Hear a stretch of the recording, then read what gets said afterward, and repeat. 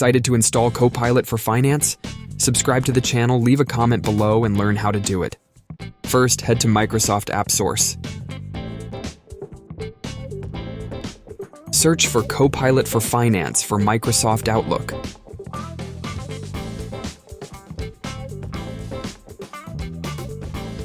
Click Get It Now, and on the next page, continue.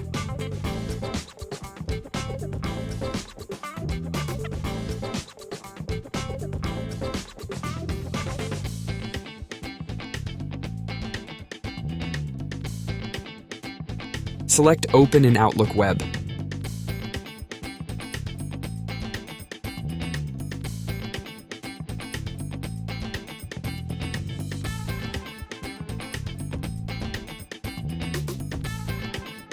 To also use Copilot for Finance in Microsoft Excel, repeat the same steps, but search for Copilot for Finance in Microsoft Excel.